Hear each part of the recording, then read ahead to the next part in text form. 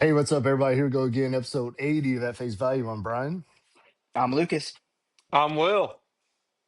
And Michael back joining again as a guest. Thanks, guys. Glad you have you back, Michael. Super excited to have everyone here watching us, checking us out. Lots to talk about going into the NFL today, a lot, and then we'll touch on the national championship going on tomorrow night, Indiana and Miami. The final game is finally here, so we'll get into all of that. Touch on some other college football things going on as well, some just news around the world, all that good stuff. So let's get rolling into as we do every other week. Let's start with our hug and hike. So Lucas, you want to get us started? Yeah, I I'm gonna give my hug to Lane Kiffin, um, and the job he's doing in the transfer portal, man. He is absolutely crushing the transfer portal. He is making LSU football great again at the moment. Um, Currently hosting the number one offensive tackle prospect in the country as well. If he can somehow reel that guy in as well, uh, it's going to be a first year playoff or bust kind of deal for LSU, especially if Levitt can stay healthy. Um, I mean, LSU was very, very beat up and bad on the offensive line last year, and he's pulling people from all over the country to come in to kind of shore up that position group.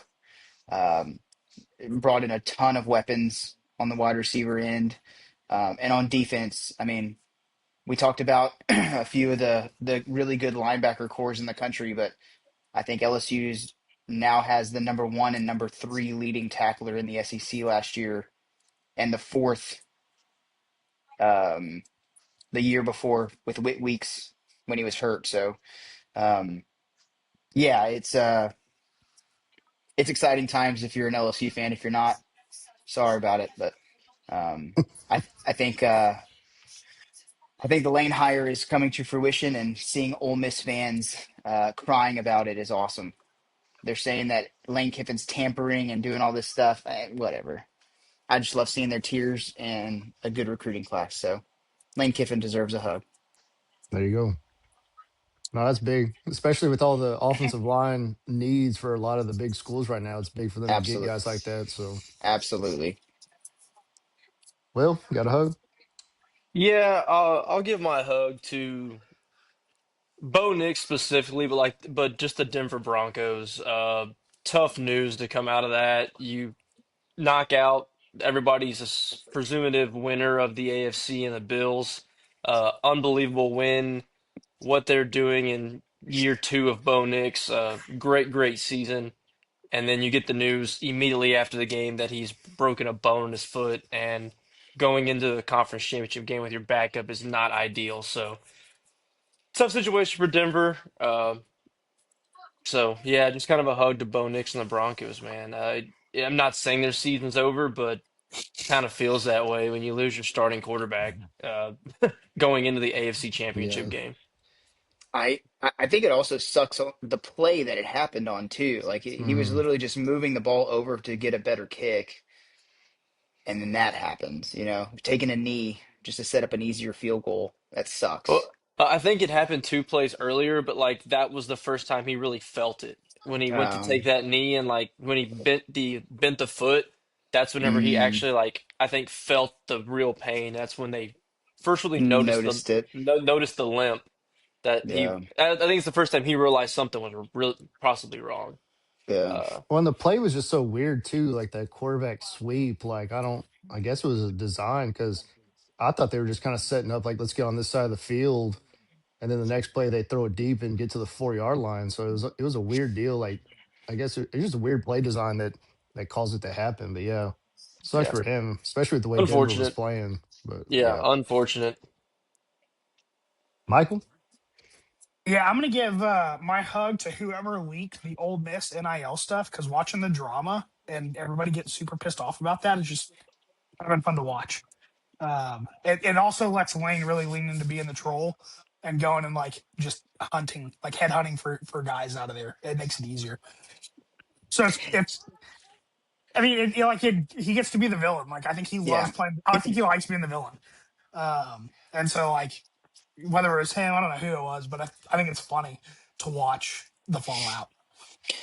Yeah, there was a report that like a bunch of the Ole Miss media saying that he leaked those contracts, but there's so many people that have access to those contracts. It could have literally been an agent, it could have been a player, it could have been a player's parents.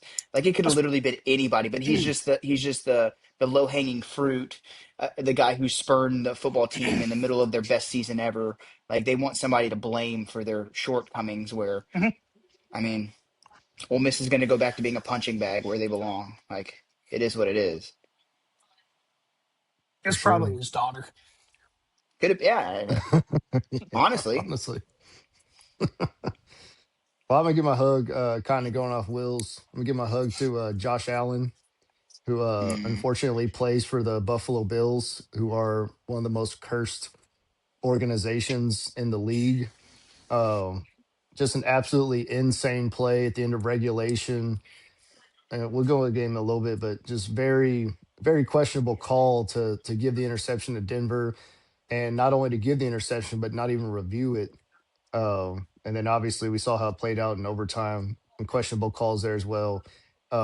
So just a unfortunate situation. Obviously, he was very emotional afterwards, being to the playoffs, I think 7 times now, and not able to get to where obviously they want to be, which is winning a Super Bowl or even making a Super Bowl. So feel for him. I mean, it's just, but again, just seems like Buffalo is one of those cursed organizations. Just it's not meant to be, but tough break for them. yeah, I do feel for Josh Allen for sure. He seems like a likable dude. I after some results today, I think I know a franchise that could use a quarterback and a fresh start for Josh Allen in a different area might not be the worst idea in the world. Um, but Cost a we'll get. lot. I mean, I mean, it's what having a it's what you have to have to win a Super Bowl. Like you have to have a an elite quarterback. It's Yeah. if y'all think it's bad for Josh Allen, imagine how bad it would have been for what was the guy's name in Buffalo during the '90s who lost three in a row? Jim Uh, Kelly. Kelly. Jim Like, Kelly, yeah. like if he played in today's generation with the way the media is and the way like social media is, like, could you imagine how bad uh, that would be? he would get Even It'd be ripped. worse. so much worse. Get to three Super Bowls and you can't win three in a row and can't win a single one of them. Four in a row. Excuse me, four in a row. Jesus. Yeah, not Yeah. ideal. Tough break. That leads me into I'll go ahead and lead the hikes because mine's the same connection. I want to give a hike to NFL officials that they decide that we're going to let players play until the most crucial point of the game, specifically the Broncos and Bills, where they're letting things go. It's like, okay, like they're actually going to let the players play, let the players determine the game. And then just two wild calls, wild no call in the end of regulation and overtime. They just completely changed the trajectory of the game. Just we've had this conversation over and over again about NFL officiating, but especially in the playoffs, such a big moment, where you're really letting them go, and then all of a sudden you just think like, okay, now it's my time to put my face on the camera.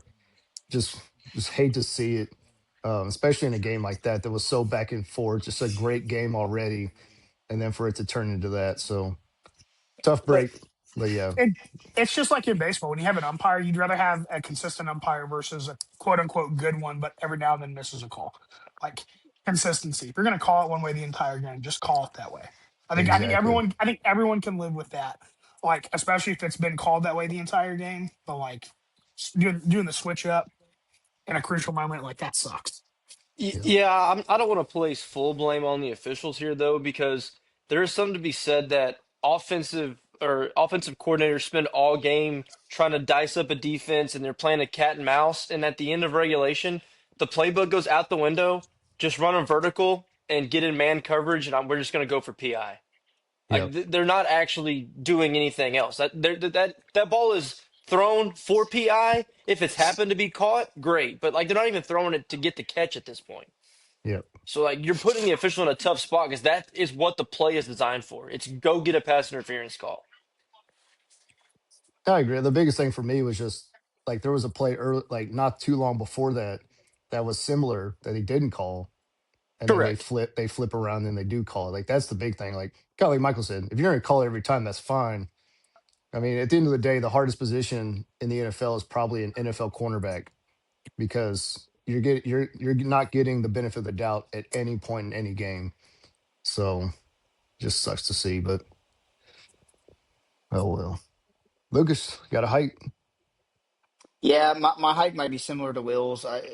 CJ Stroud, man. Like the Texans were my Super Bowl winners. Nasty, nasty defense. And CJ Stroud, I don't know what he was doing today. Um, Horrible. he was in his head. I don't know, but I It don't know if looked like that's I it don't know looked if like that's the Arch guy against that. Florida. Yeah, but well, kind of. Some of the decision making though, like you're on your own 15-yard line and you're about to get sacked and just throw up a floater for pick six. Like, I mean, I don't know if that's the guy that's going to lead the Texans to the promised land at this point, the way he's played the last few years. I mean, year one, he was great.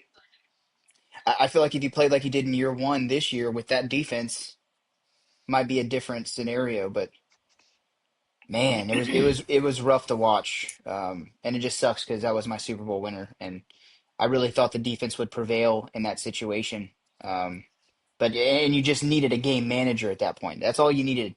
All you need is a game manager to win that football game, um, and just making mistakes after mistakes.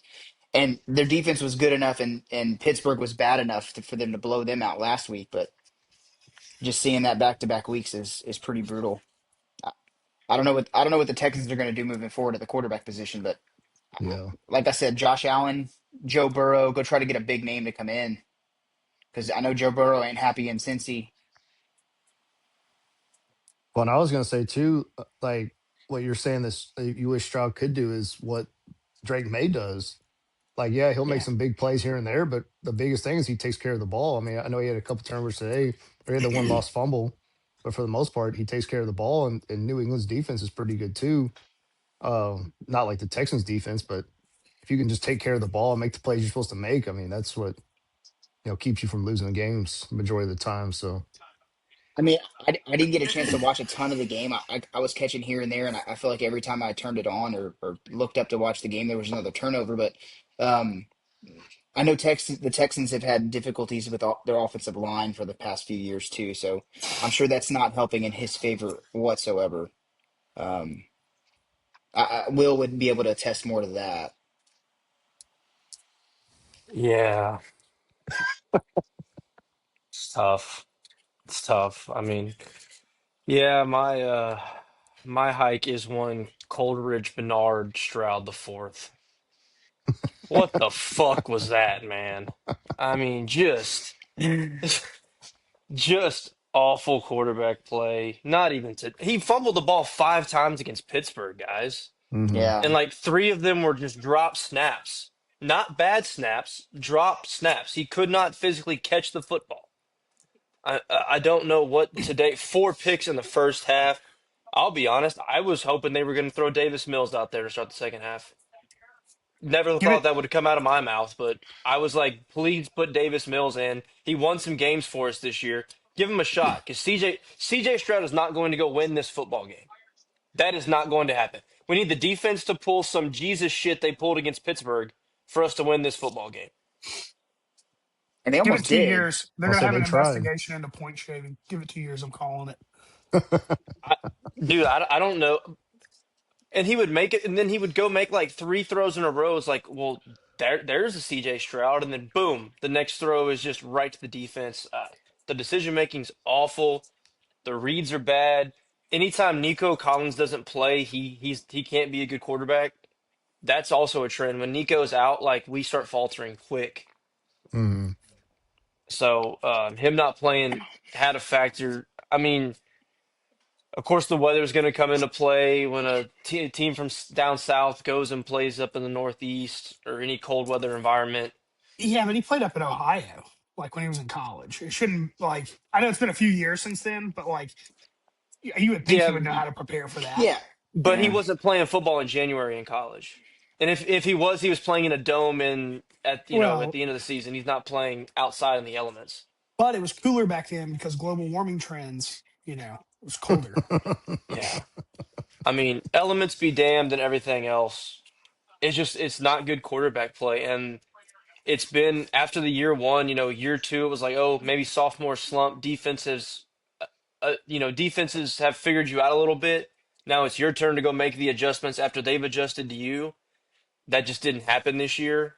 Um, he hasn't played so bad to where we're probably not going to pick up the fifth year, but like, I don't think we just roll out a $250 million extension at this point. I don't. You can't. You gotta let him play one more year, I think, and then go from there. I don't feel comfortable with doing it right now. I'm sure there'll be people that disagree with that thought, but you can't have what, four, or five. He had six turnovers in the last two games in the playoffs.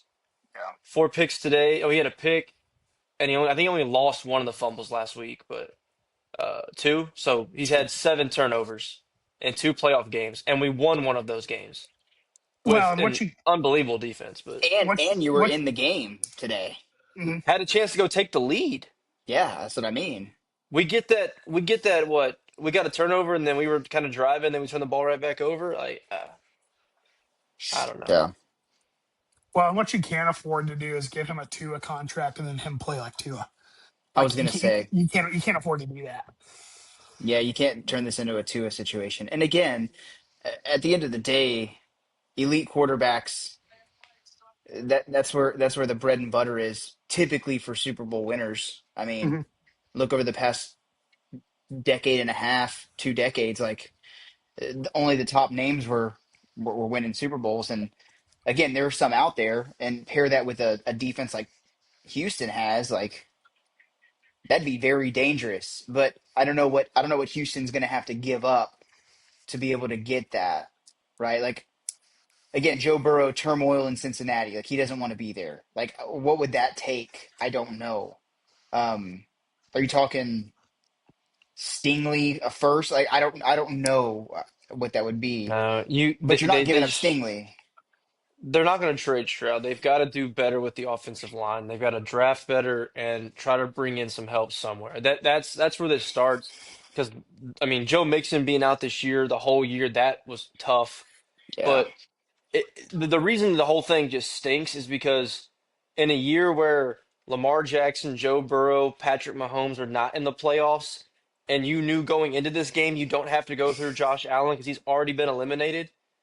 If there was ever a year we were going to pull a rabbit out of the hat, the time was now. Well, I mean, all, In a very winnable game today. and Very and winnable game. and the situation we talked about as well, the Bo Nix injury news, like that's almost like a walk into the Super Bowl. That's what it Like, feels like. I'm not saying it's going to happen. yeah, Yeah, it he's a feels like backup, it but like if you're a backup to the NFL, you're still a pretty good football player. for sure. But all him he, all going he had to Stidham going against the Texans defense is a lot different though. And Sean Payton's a good coach, a good offensive mind. Like I'm sure he'll scheme around some things, but I You're mean, limited though. You're limited to what you can do. absolutely, I'm taking my chances. And as the Texans making the Super Bowl, or the Patriots now, like I think today's game was pretty much a shoe into the Super Bowl for the most part. Yeah, all it he was all he unfortunate. had all he had to do was be Rex Grossman. That's all he had to be. Yeah. Just Yeah, be Rex Grossman and let your defense carry you to the or, Super Bowl. or be Peyton Manning when he was at the freaking Broncos. Yeah, Like that defense is what won him that Super Bowl that year. yeah, he was not good that year. But Well, I So mean, he did set two mm, NFL records, but okay. that year, Yeah, he threw 55 touchdowns and like, what no, no, was the year before? it's the year Oh, yeah, my before. bad. Oh, okay, okay. My The bad. next year, the next year was Yeah. real bad. it was Yeah, brutal. Yeah, next year clock struck midnight and he turned back into yeah. a pumpkin. Yeah, I don't know, tough. It was tough. I'm just quoting JJ Watt. That's what he said after the game. Just tough. yeah, It's a pretty good way to describe it. But I mean, like the Texans are very similar to the Bengals too, where their offensive line's been their glaring, biggest need of help on that side. So even if you do bring Burrow in, you got to get him some help immediately because you've seen how it's played out in Cincinnati with him not having an offensive line and not being able to stay healthy. So if you do put an investment like that, you've got to find a way to support him other than putting weapons for him to throw to. Well, that was what I was going to bring up. And granted, I didn't watch a ton of Texas games, so I'm taking Will's word at this. If Nico Collins is out and the offense falls apart, you need another reliable target to throw to. You need Their two. first, no, Well, yeah, top two. they drafted two last year. Mm, Two of their first picks were wide receiver, and Jeez. they both played minutes this year. But like, okay, here you go again. We should talk about like the Texans have been good, not great for 3 straight years. They've made the divisional round 3 straight years. You're not drafting high. You're not going to get a guy that's going to be a number one or can challenge to be a number one on your team. It's just not going to happen. When you're drafting 24 to 27 every year. So that's where I think you can get. But that's the other problem. Like they're drafting offensive linemen. It's a little more risky taking an O lineman at 24 than it is taking him at 6. So uh, I don't know. I don't know the fix. The defense is unbelievable. They'll be good again next year. Some guys have really stepped up. A lot of guys are young, so they're still under team control.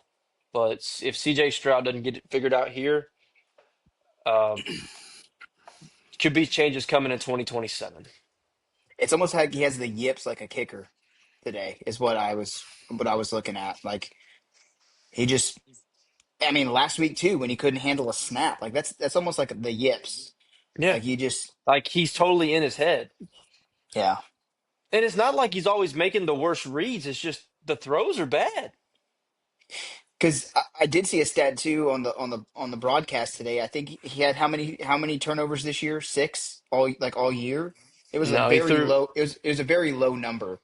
But So he he, had like he 7 in the last 2 games. so he threw 8 picks, but I think he only had one or two lost fumbles all year. Like he doesn't fumble the football. Yeah, Like he throws picks every now and then, but fumbling's never been a problem of his. And then last week, just fumble mania going on out there. yeah. So I don't know. I mean, you want to say you learn from it, but like last year when we lost the Chiefs, you lose to the Chiefs. You know, like damn that stinks. But you're up against a dynasty right now. What do you do? This year just felt so gettable. Yeah, And when you had a defense playing that nasty, like all you needed was competent offensive performances, score 20, 25 a game, you're probably going to win most of them, and couldn't do it. Just yeah. couldn't do it. As a Cowboys fan, I say welcome. Welcome to the Yeah. couch. Yeah. 0 Michael. for 7 now in the divisional round of the Texans Yeah. also. Rough. That's very rough. Michael, you got a hike? You mean a hug? No, we're on hikes, No, No, bro. this is a we're hike. hiking. Oh, you're right. You're right. You're right. Sorry, we're hiking. Yeah, I'm gonna hike. All of the reporters who wanted to bash Lynn Jones after she, took her time to ask the question to like lift up Liam Cohen from the Jags, like it's just such a cynical look, like to try to drag her for that, like calling her unprofessional. I just think that's garbage. Um, just absolute bush league. Good for her, you know, for seeing a young coach who's feeling it and telling him, hey, keep your head up. You did great. Like, don't forget how far we came this year. So hype to all the reporters and all the other people in the media who are, trying to drag her down over that. I think that's stupid. Well, especially with the way Yeah, that Jacksonville went, honestly. I mean, because if you look at the whole hiring process of even getting Liam Cohen, how weird it was, how like Shad Khan was like, this is the guy I want. And he was like, well, I'm not going to coach under that GM. And so he said, okay, I'll fire him, and fired the GM so he could hire Liam Cohen. And so just a weird situation coming in. Like you kind of see that, like, okay, red flag, this might be bad. And Hmm. then for them to, go on the run they did this year, um, and then even just losing a tough one in the playoffs. I mean, kind of crazy to see that. So, what do you say, like Luis? I don't know.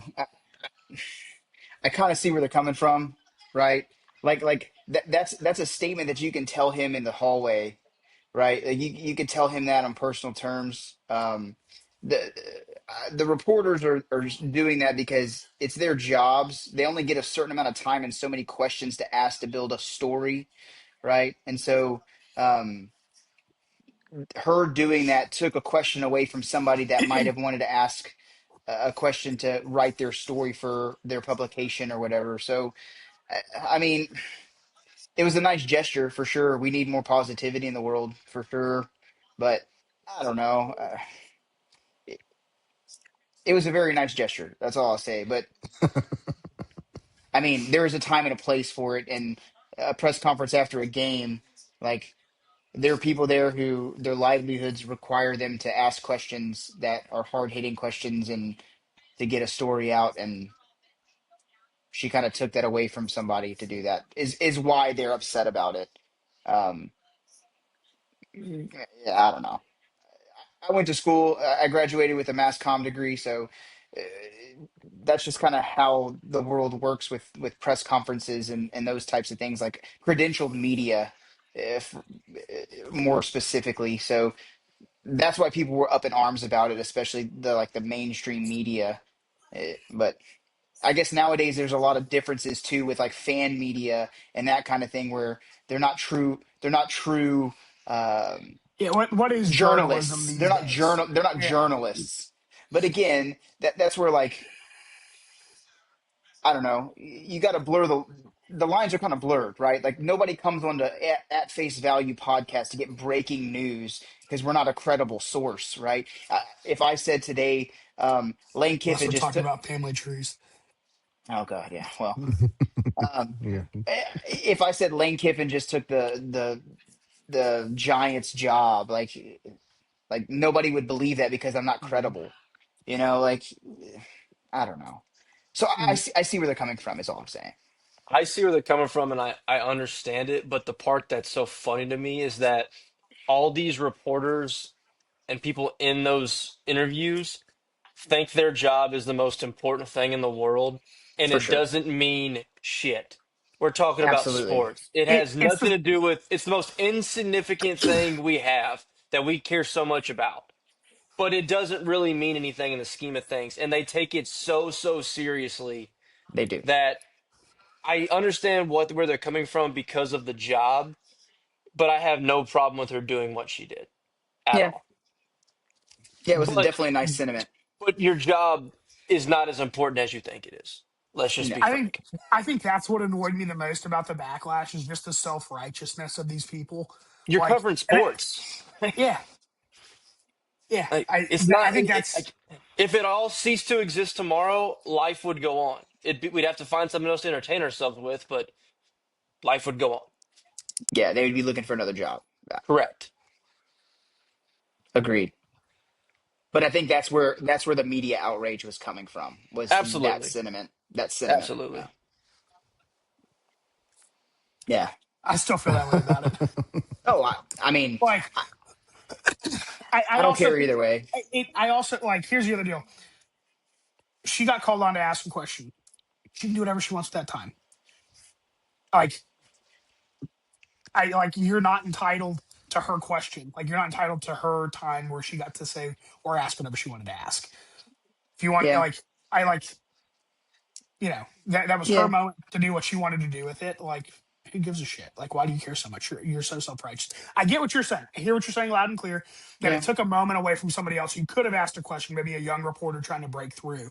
I get what you're saying, but I just like the backlash to me was it felt manufactured. It didn't feel authentic. It felt holier than thou and just self righteous. Oh, yeah, absolutely was for sure. That's just That's my journalism, hike. though.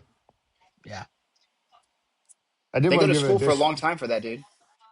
Yeah. It's a I did super want. hard major. Trust me, yeah. How do you use that mass comm degree at your PT job? dude. Every day, man.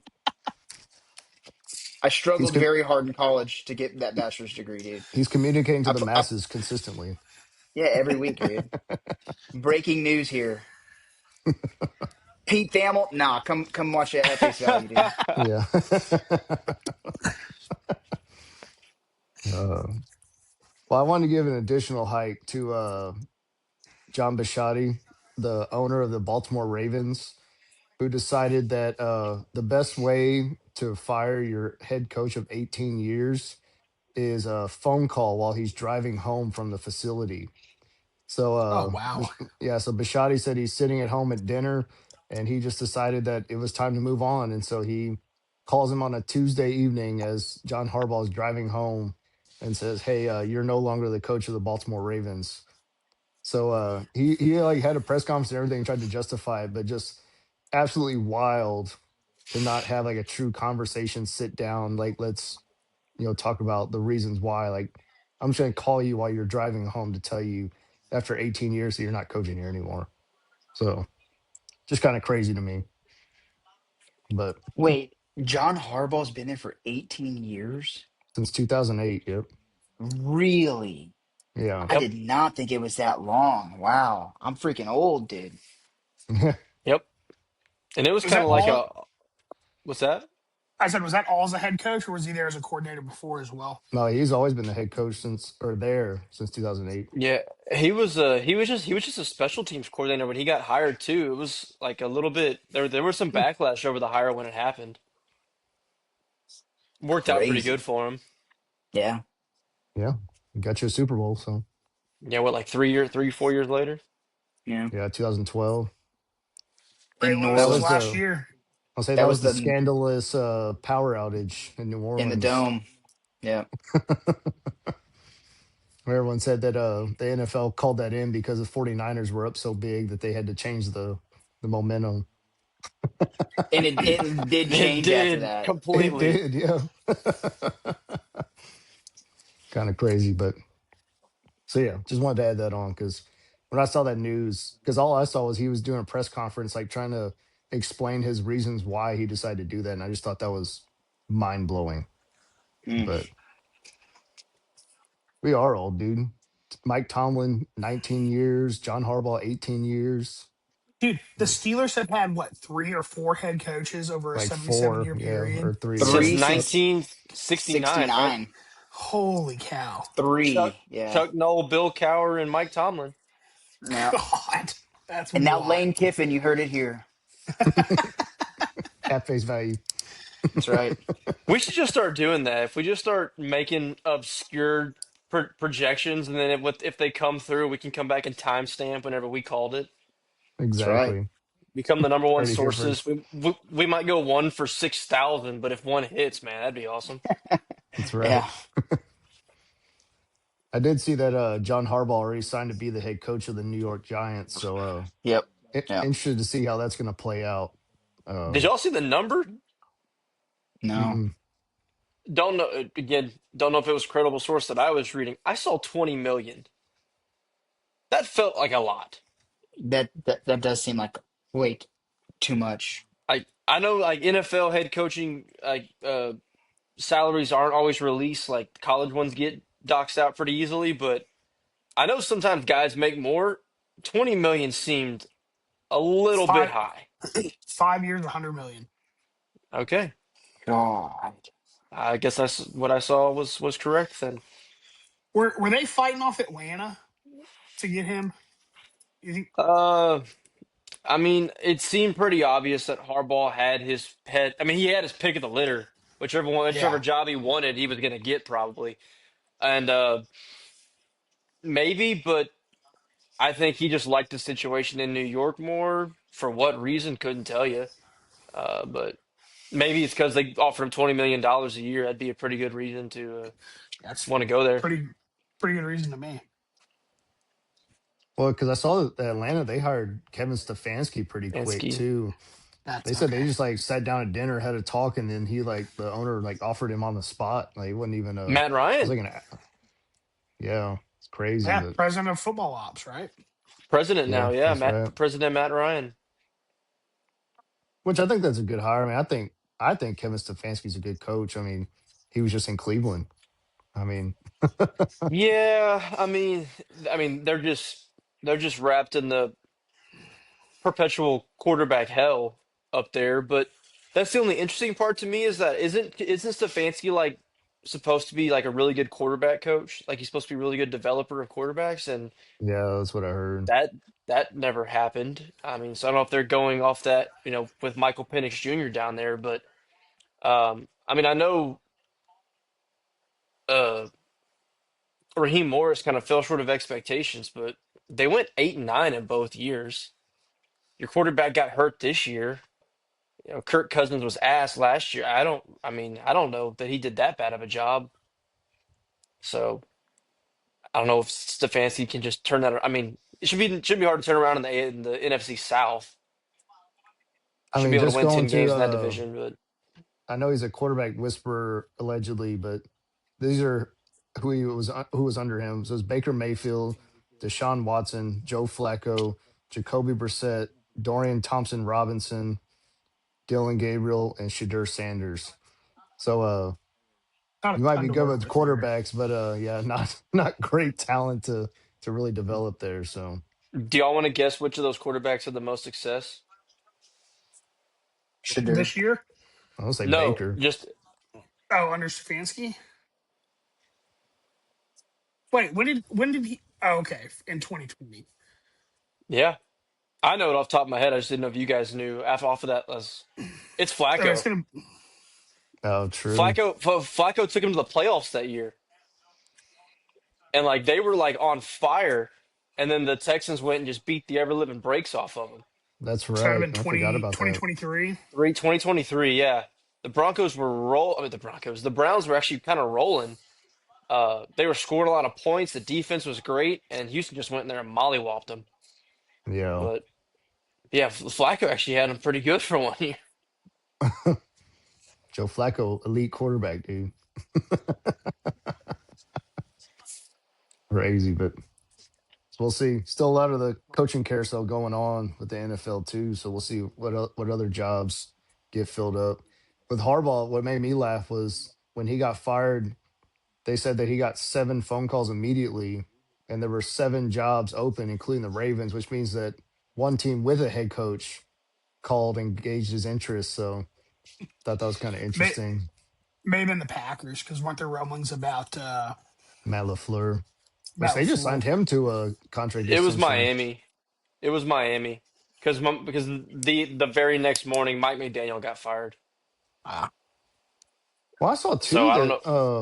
I saw at one point they said Mike McDaniel was going to help with the GM search, and then like 2 days later they fired him. So I was That like, dang, I yes, guess it's not. exactly what happened. He was going to be in the GM search, and Harbaugh came available. I'm not saying that that was a direct result him getting fired. I mean, there was plenty of rumblings going on, but um, I think Miami was that seventh team because I think Yeah, they already knew at that point they were probably going to make a change. They were had made the decision to make the change. So it is so funny seeing the before and after Mike McDaniel pictures. Like computer nerd, analytics guy, Cuban coke drug lord. Yeah. yeah. After being in Miami. he leaned into Miami very hard. Uh-huh. Which is why whenever he was interviewing for the Browns job, I was like, can you imagine him dressing like that on in Cleveland, Ohio, trying to coach the 2-16 Browns? Like you thought he was getting laughed So at in funny. Miami. Yeah, dude. He's a different Speaking bird, of man. speaking of Miami and blowing off, how about Carson Beck not taking any classes and graduating 2 years ago and still playing college football? Yeah, That dude. Yeah. cracked This me is up. That He's cracked me up. he's getting his 10th minor. Like, He's taken one class just enough to be considered enrolled, and that's it. yeah, Mi- He's online. yeah, Miami is inventing classes for him to take. yeah. Like Yeah. they just added bowling as an elective so he could take that as a class. Like It probably was it, it was just so funny how candid he was. Class. I graduated with a degree 2 years ago. I don't go yeah. to class. Like, dude, don't say the quiet part out loud. Come on. Yeah, dude. But I mean, it's been going on for years. I mean, Yeah, Joe Burrow at LSU, his class was in the film room at LSU ops, like football ops. Like yeah. yeah, it's legitimately I too. feel Like some of these guys physically could not go to class. Like they're too yeah, popular. Like you can't actually physically attend the class. yeah. Yeah. It's at Texas State you can. I remember. Yeah. So I remember Haley telling me she had a class with Sergio Kindle at Texas. She's like, I saw him the first day to get a syllabus, and I never saw him again. And he was in one of my groups for a project. He didn't do shit. Like, yeah, Yeah. it Yeah. tracks. That absolutely tracks. Yeah, I'd they got clap pretty with a much lot of everyone the doing football that. players. Yeah. If that I'd mass have class with comm, any. I'll say your degrees are very popular for college athletes. So that's right. I did have a class one time that was 75% athletes, and it was just geology. Just learn just about rocks. just take yeah, rocks for jocks, boys. It was just rocks for jocks. This rocks one's for chucks. round. Yeah. This one's a little spiky. Yeah. It's like that. It's like that comedian Cam Robinson who's on SNL now. Have y'all seen that clip?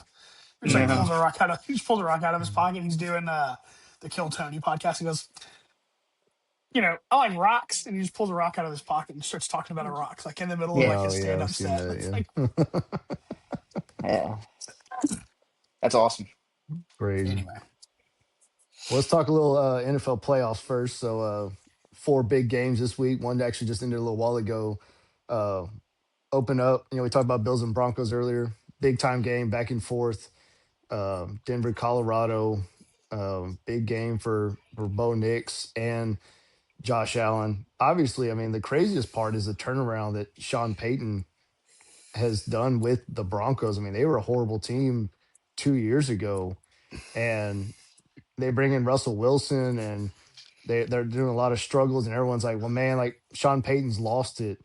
But then you kind of find out that like he just hated Russell Wilson, and Russell Wilson is just not a good quarterback.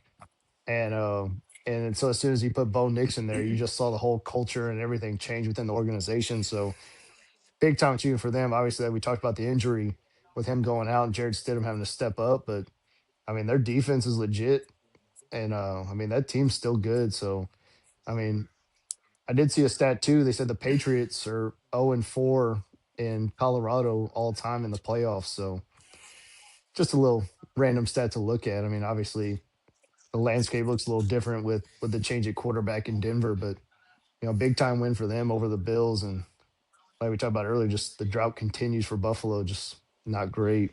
But Yeah, I mean, we knew Sean Payton was a good coach with the turnaround that he had in New Orleans. I mean, New Orleans was a laughing stock of the NFL for forever, and won him a Super Bowl, and then got on Roger Goodell's bad side after the Nola no call, and the whole Bounty Gate thing came out, and had to miss time, and but no, he's I mean, great offensive mind. I, are there still rumors that he's going to Dallas? Like I feel like that's been there for forever. yeah. Like when he was in New Orleans. But no, hell of a job there. Again, I don't know what their path looks like to the Super Bowl now that Bo Nix is out. But um, you mentioned Russell Wilson too. I saw a stat that said Russell Wilson's the highest paid player on that football team Yeah, Yeah. currently, like 32 um, million. $32 million of dead money, Yeah. which is crazy. That they're doing what they're doing with that salary cap hit. especially since he hadn't played there for 2 years. Yeah. So He really fell off a cliff. I didn't realize how bad he fell off, but holy cow. yeah. I mean, he was Uh, pretty damn good in week 2 against the Cowboys.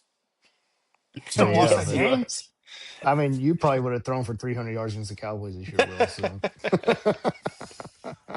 Um, are we going to talk about the play though? Like, what are y'all's thoughts? Catch or interception? I mean, I to think it's a me, catch. like I think it's knees everything, down with the I'll say ball. everything that I saw is that he had the ball, lands, rolls, and then all of a sudden the cornerback pops up with the ball. Like it just to me, it looked like a catch, and then just a continuation was, the quote unquote turnover. But like I said earlier, I mean, the fact that you don't even review that, like it's just mind blowing to me that they have a whole timeout to think about it, look at it, and I guess they do the expedited review or whatever it was, but for them to not Is even review, is the NFL rule is like the college rule where every turnover is reviewed no matter what? yeah, all So turnovers and scoring plays. they had to have looked at it then. They're looking at it. They'll only just stop play if they need more time. So that's how fast they determine. I actually thought in real time it was a pick, and then as I watched the replay, I kind of went back and forth. But initially, I thought it was the correct call.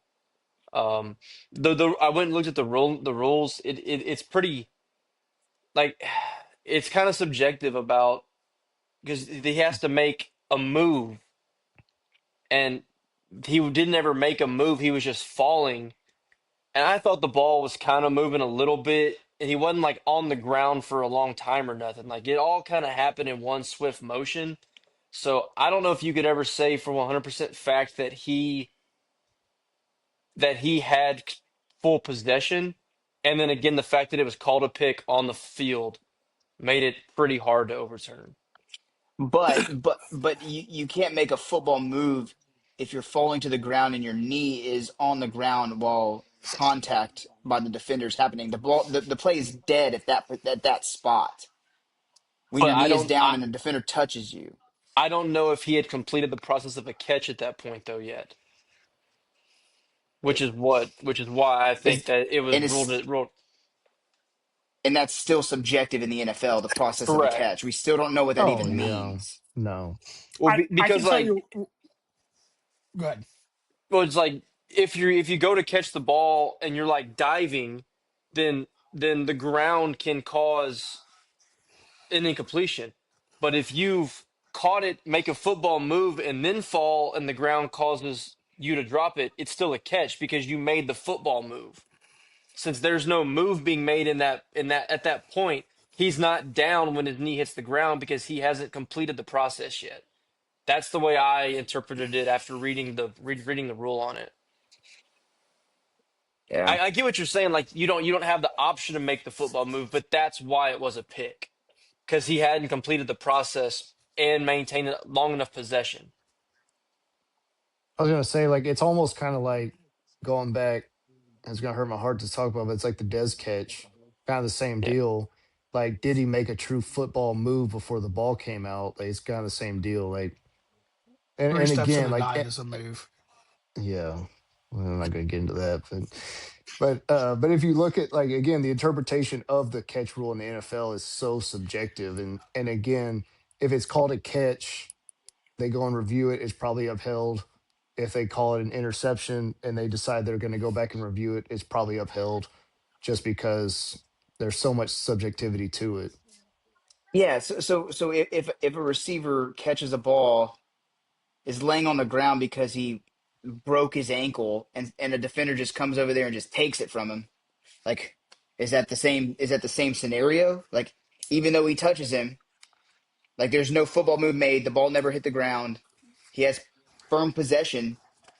Like If he ha- can that if he has firm possession, if he takes it, yes. But I mean, if he has firm possession, he takes it. No, he'd be down. But if he but never if he does has full possession, but he but if he but say the defender or the receiver has full possession laying on the ground and the only thing the defender touches is the ball and just rips it out of his hand. Like, what would happen in that case, right? Like, there's so many different scenarios. Like this scenario doesn't happen very often. hardly So ever. it's exactly. So there's no real precedent set. And I mean, I would say if the receiver has possession, knees down, the defender's touching him, that's where the ball's down. Like the continuation thing, the process, like who cares? He's down at that point. Even though he's not making a move, he can't make a move, but his knee deems him down with the defender touching him. Because I feel like he definitely had firm possession whenever the knee was on the ground. Like, at least from what it looked like to me, I didn't see the ball moving. I think he has possession, but again, because even though he has possession, he has not completed the process of a catch, which means it's still not technically possession, I if that mean, makes sense. I I also think this is like I want them to get the call right, and like I'm big on that. When you watch it live in real time, it looks like a pick all day long. That's Like what to me, it looks I like a thought the pick. same. It looks like a pick all day long. I like you can make it look a whole lot of different ways when you slow it down, go frame by frame. yeah, for And sure. I don't know. I don't know if that's the right decision either, as far as that's how to do replay. Like It looks like to it slow it takes down like forever that. for that play to happen. It happened that fast, like So in real so so time. Yeah. then. then let's put this in there. So say he goes down and the defender just rips the ball out of his hands. Are they calling that a fumble or an incomplete pass? Because if they're calling that a fumble, then that means he's maintained possession of the catch. I It'd think be it an was a incomplete complete pass. pass. I Yeah. agree. You I agree. you think they would have, but do you think that would have been the call on the field? Should have Yeah, been because again, like there's no football move made. You're just falling out of the air at that point. it would have been because there was no clear like line of sight to see like did he like you know what I mean like in the moment like you can't tell like yeah to answer your question yes it would have been ruled a fumble on or an incomplete pass on the field and you know I think that's how it should have been. Then if that's the case, then it's an interception. If you think it's gonna incomplete pass, then it's an interception. Yeah, Well, there we go. We just solved the NFL catch rule. Yeah. yeah, but Roger Goodell still hadn't figured it out. So No, yeah, Like if there was yeah, just a cut and dry thing, like knees down with possession, like it's over. Like that's where the ball's well, at. it's this whole has to make a football move. For Like sure. it's such a subjective. It should be a black and white issue. There should not be a gray on what is a catch. And until they figure out a way to make it a black and white definitive like definition, we're going to continue to have at least one or two of these every year. We just happen to have one that was in a prime time playoff game that gets magnified. Yeah, Um, that's when it always pops up and everyone always loses their shit about it. Is in situations like that. for I sure. mean, come on, guys. There's the people with the most important jobs in the world have something to write about. So we can't make it too clear cut for them. It's yeah. true. They want But guys but like us to the go on a podcast and talk about it. That's why they do that. Hey, but the don't. referee the This is new referees don't. media. Yeah, but the referees aren't the ones in the press conferences, so they don't ever get questioned about it. They just get to go No. home with no That nothing, that is which something also frustrates me. I detest beyond measure is that there's no No accountability scrutiny. for NFL refs and MLB umpires. It's the Yeah, worst. Any Like ref in general. you've got to have some sort of recourse to elevate the people who are really good at their job and get the people who really suck at their job out of prime time, super important situations and positions. Like, Angel Hernandez sued MLB because he wasn't getting any post game. Well, dude, you're the worst umpire in Major League Baseball, and it's not even close. Not even remotely close. No, they're not going to put you in the most important games of the entire season. Like, so one time they've gotten it right, but beyond that, like, there is no like it sucks. I hate it. Like they Well, have to yeah. but be held accountable. even in the No NFL, accountability. like I haven't seen like in other ones, but they don't like you would think, okay, there's 14 teams in here. So we need to get the top, however many games there are. Those are the top officials that are doing those games. But like there's been playoff games where they're like the 30 something ranked officiating crew that's leading. And so and there's no like you would think there should be a ranking system where it's like, okay, like we got 6 games this weekend. We're gonna have the 6 best crews doing those games. Like that's I mean, I don't know. Yeah, you'd think it makes sense. It's not that hard. Yeah. You got There's to no have rules. something to write about,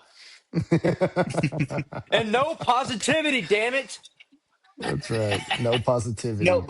but I really do think like referees having a press conference after, especially whenever there's a big call like that, like just to clarify, just to get some more like information out as to what the decision process was, or like the ACC did with the review where they had the camera in the review room. That transparency is great in my opinion.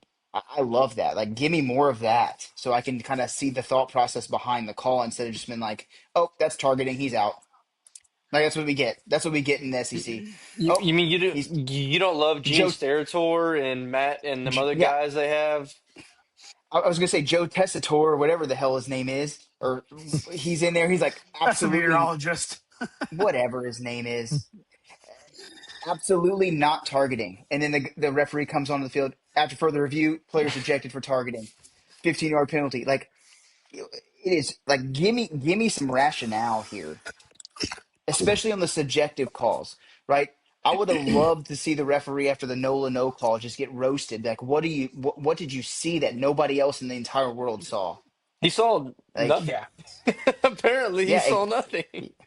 yeah, Well, it's like one of my favorite X accounts is umpire scorecards, and Oh yeah, how and why each one of these sports organizations don't have a department or a bureau specifically designed to making sure that they are quality control checking their officials is wild. Like umpire scorecards is awesome.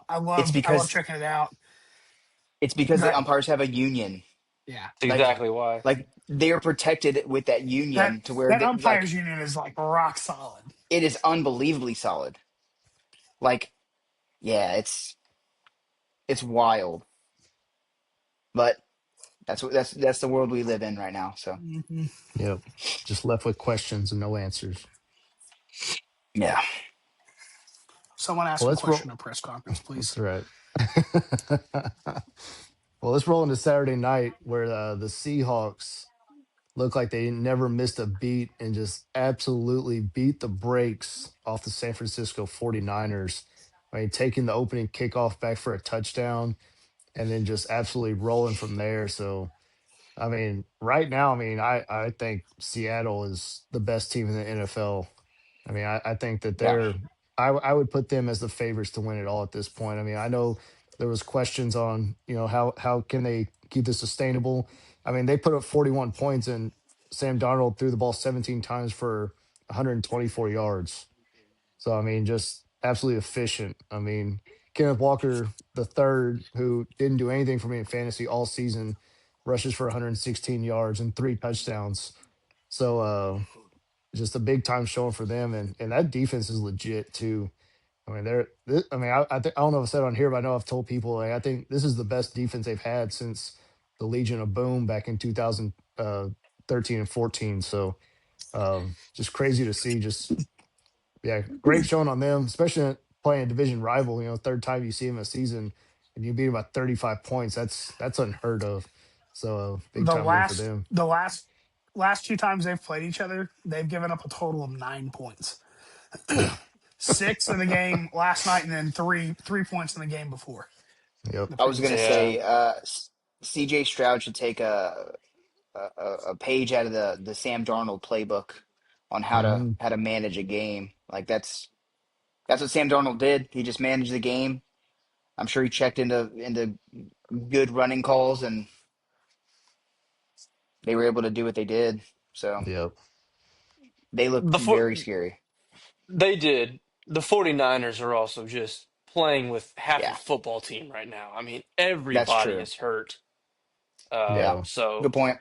I'm not making excuses to lose 41-6. I thought they would lose the game, not quite that bad, but I mean, you want to talk about an uphill battle. They didn't really have a much of a chance with who they had left playing for that team.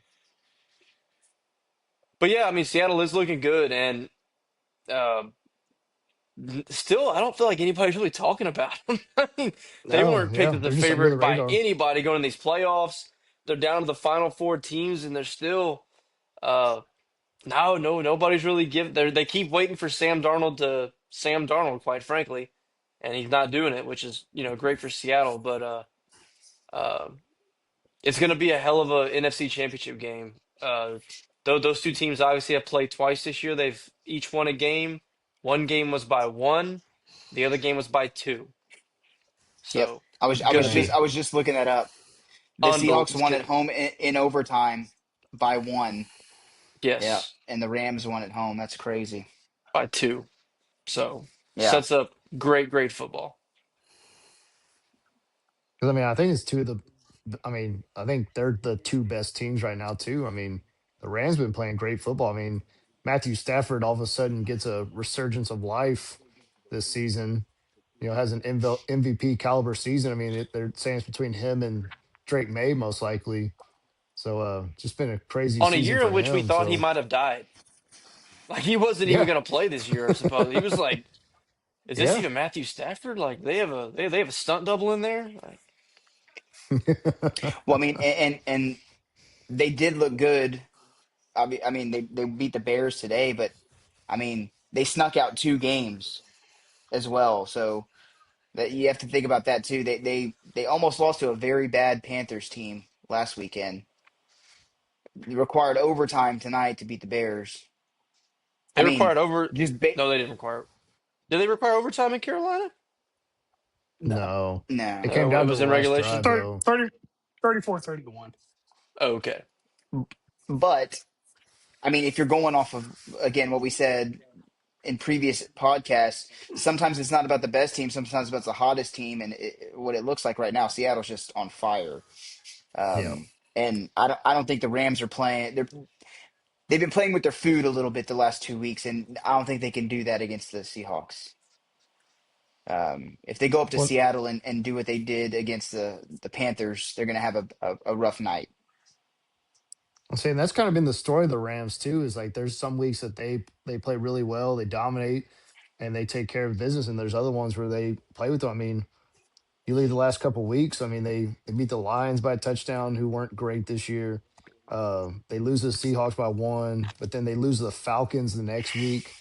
I mean, just a Yeah. bad loss there. I mean, losing to Carolina earlier in the season. I mean, the Rams are a good team by all means, but also yeah, they've had some weeks where they just look rough too. So And it almost seems like too for Stafford, it's a lot of the times when they've been in big trouble, it's just throw it and hope Puka's down there somewhere.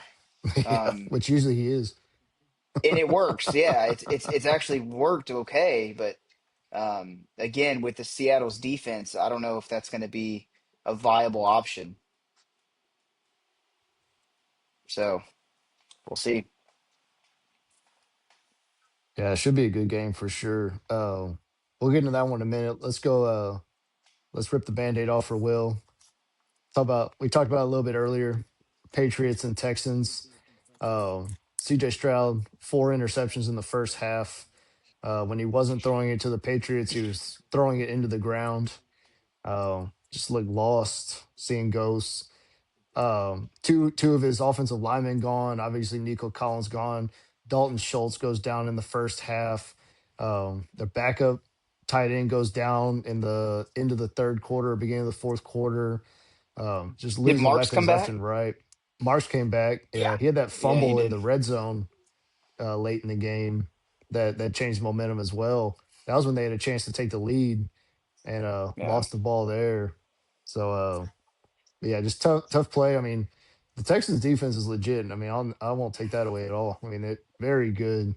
Um, but again, I think they're kind of the prime example of defense wins championships, but a bad offense can also lose you championships. And I think that was pretty much the prime example today. Just watching that because, I mean, the Texans they played defense a majority of that game, and it's still they, he throws 4 picks and they're still in the game at halftime. So just crazy to see how it all played out. Well, you see what the offense was doing was trying to find the threshold of how bad they can be or the defense can't win them the game. And now we've found that threshold. We have a foundation to move on into 2026. That's the only explanation I'll take at this point. Like CJ Yeah. Stroud was testing his defense. How bad do we have to play before y'all can't go win us a football game? And now that we have the baseline, I feel good about 26. What a fucking joke. I mean, it Uh, was crazy, man. I mean, like I mean, because the Patriot or they would throw a pick, Patriots go 3 and out, give it right back, and then I think he threw 2 interceptions and 7 throws or something like that. Like it was something Yeah. wild. I mean, just That a that but rough one showing. I saw the one where he was about to get sacked and just like I saw the pick Yeah, six. just Awful decision. Awful decision there. But one of those throws too, it was just a simple out route and he just threw it behind the receiver where the not DB even was draped close. all over him. Like yeah. if you throw that to the out if you throw it to the boundary, like that's a completion and I mean it's a short gain, but like that wasn't even that like risky of a throw. Like he just was not hitting his target at all. Well, I'll say one of his other interceptions No, is the guy was open on the sideline and he overthrew him, and the cornerback made a great play on the sideline. I mean, he Mhm. like all those throws were just bad throws. Yeah. I mean, no, the one whole was thing was one bad. was off the hands. I mean, there's that one I don't totally take away. It was still high, but I mean, it goes through your hands like that. I mean, I don't put that all on him, but still, I mean, it's just oof. I mean, yeah, but he threw picks on back-to-back plays. He throws the pick six, and then they come out and immediately throw a pick. You can't do Yeah. that. You have the Patriots give you a fumble, and then so you're in plus territory, and then you go out and immediately 5 plays later throw another pick when you're already in field goal range. I mean, it's stuff like Yeah. you cannot do. You cannot do. Yeah. And it What did you happened think, over Will? and over and over again. One of the more confusing decisions too was it was what 5 minutes left in the game. They're down 12, and D'Amico Ryan's with one timeout decides to punt. I thought that Punt. was an interesting decision too. Like, I think quite honestly at that point, D'Amico was like, well, the offense can't score, so maybe the defense will force a fumble and just scoop and score it. Like I think I'm not. I mean, I'm half joking, half being serious. Like he might have seriously thought we have a better chance of scoring a defensive touchdown than we do offensive at this point yeah, because the offense can't move the ball. Like we can't do anything. So yeah, I mean, I know what you're saying, but you're on what? You're on the it's 4th and 18. You're on the true. 21-yard line. I mean, a field goal there makes it a 3-score game, or I guess it would have made it a. Two. It have made two touchdowns, right? No, it was already two Yeah. It touchdowns. It So made was a 12. 15. It would have been a It 15. made it It would have been a 15. 15 So point game. it's still two yeah, possessions, I guess. But I don't know. Um, I mean, you could always just dial up the four verticals and underthrow yeah. on fourth down, Yeah, but they would have been bringing pressure. See, They would have had 8 guys back. So you wouldn't. Nobody would yeah. have been getting one-on-one coverage down the field. Yeah. I feel like CJ was underthrowing everything anyway, so There was a couple I was surprised it wasn't intentional grounding. They were so short. So there's nobody in the area. Like I'm No, halfway joking, but like it was bad. no. I It knew was it I knew the was. Texans were in trouble when it was after his third pick, and the next possession he tries to catch himself and the ball comes out. You just see the look of shock on his face, and I was like, oh no. I was like, that's when I knew, like, oh, they're they're in trouble. Like, just the It, look on his it face. it's like watching those clips of Rick Ankiel when he was pitching for the Cardinals, and how all of a sudden he gets yips in the middle of the game and then just can't pitch anymore. Yeah, He's done. yep, That's what it looks Also, like at times.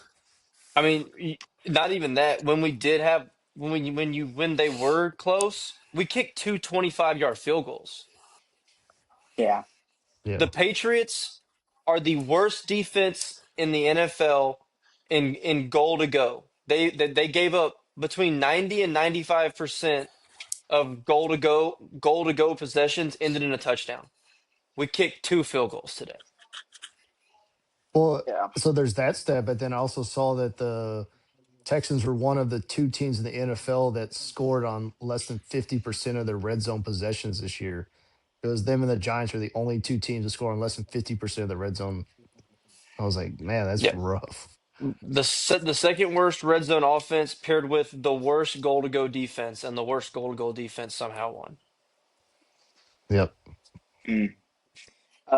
But long term questions like, what does this do to CJ Stroud's like confidence? Like, there's no way week one he's going to come out super confident. I wouldn't think like that could be definitely a problem going forward. Just confidence level in general. I think year 4 is a career defining year for CJ Stroud. I mean, if this doesn't motivate you Yeah. in this offseason, then maybe you're just not cut out for this league guy. Because this ought to motivate him beyond measure. It should motivate the Texans to either whatever the hell's going to happen with Joe Mixon, get a running back and reinvest offensive line. It should do all that.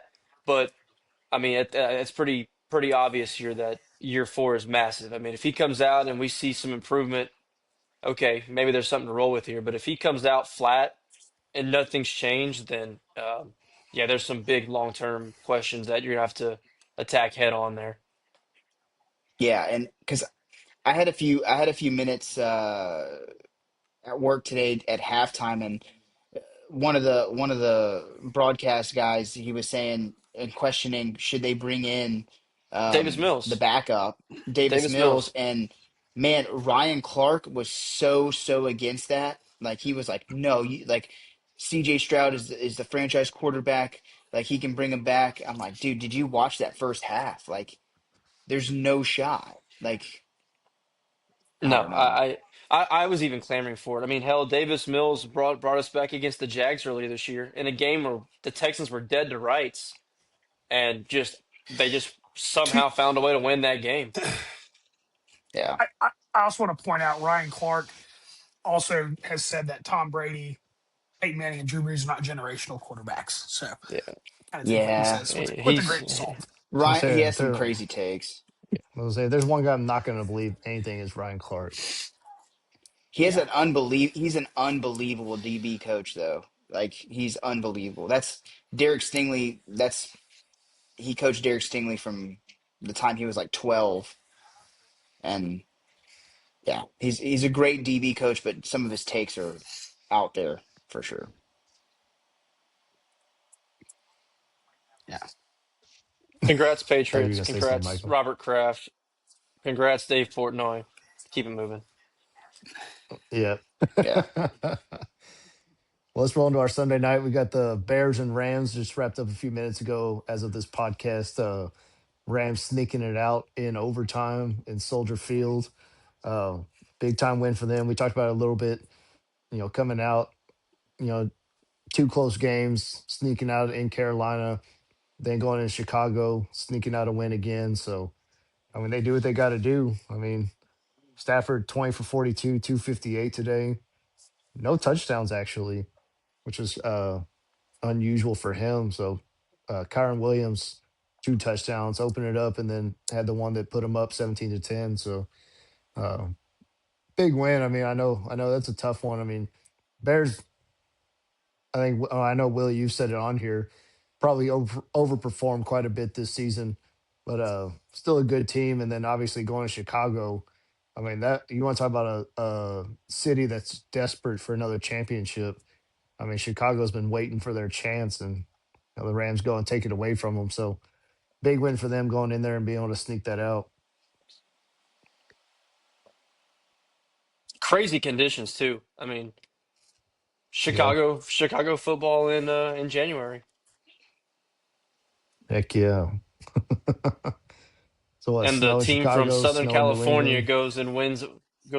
wins a snow game. Yeah. It'd be cool for Matthew Stafford to win another Super Bowl, but I just don't want the city of LA to win another championship just because I mean, they don't appreciate it like experience other cities wise, do. no, they don't. I I mean, hope they do, experience and they just wise, finally burn the city down. I said I hope they do, and I hope they just go ahead and burn the city down with it. Just go ahead and Oh yeah. just burn it down. I hope the Rams win so Stan Kroenke can reinvest that money into Arsenal. There you go. So We all got that would something be to root great. for here. Yeah. That's right. So yeah. So the table's set for the championship games. LA will be traveling up to the northwest to Seattle. And then the Patriots will be traveling over to Denver, Colorado, trying to get a way in. So should be that Patriots and Denver game is probably going to be very low scoring. I would anticipate. But I think Yeah. that Rams and Seattle, like Will said earlier, I think it's going to be electric. I mean, it's going to be a really good one. So yeah. So the Patriots have already opened as a 5.5 point favorite on the road in Denver. wow, Crazy. Which again, backup quarterback who's made 4 starts in the NFL, 3 starts in the NFL. I mean, yeah, I get it, or but yeah, that's a huge spread on the road in the conference championship game. yeah, that's In the NFL crazy. period. Yeah, five and a Like half's a lot you of don't see that points. a lot in the NFL, No, especially at this point of the season. correct. Should be fun though. It's gonna be good games. See if Stidham can trigger the soul of Nick Foles into him. and find a way as the backup quarterback to lead your team to the promised land. I'm I'm not gonna lie to you boys. I'm not watching either of these games. Yeah. Can't believe Yeah, I that. mean, I'm not gonna pretend I am. Nah, probably. Yeah, I don't And know. I'm not watching the Super Bowl either. If the that's because if the Texans you were got to still work. in, nah, I don't work every weekend, brother. That's Okay. because he already It's lost just his not gonna. futures bet. So, That's right. I was a Texans or bust this year. yeah. Same. So yeah. You let Aaron talk you into that. No, I did. No, that was all me, brother. I'm now fully into LSU baseball mode. So There you go. It's coming up. that's right. I'm so ready for college baseball. It's gonna be awesome. Heck yeah. Well, let's talk a little college football before we go. One thing I did want to touch on. So they're talking about expansion of the college football playoff, but apparently there's a deadlock Yep. currently because they're looking at 16 team or Big Ten proposed 16, moving to 24, and the SEC Yeah. said, no, we don't want to do that. So I No. don't know, just kind SEC of SEC was at 16. Big Ten was at 24. No. Is what I Well. read. Well. Yes. Eventually. Yes. The Big Ten was good moving forward for the next few years at 16, with the promise that it would eventually go to 24, and the SEC said no. Um, As they is what should. I read. Disagree. Disagree. 16, we rank them 1 through 16. We get rid of the buys and we just play football, boys. We go to 24, we got shit all over the place. You got teams that are going to be 8 and 5 sneaking in the playoff. Just no.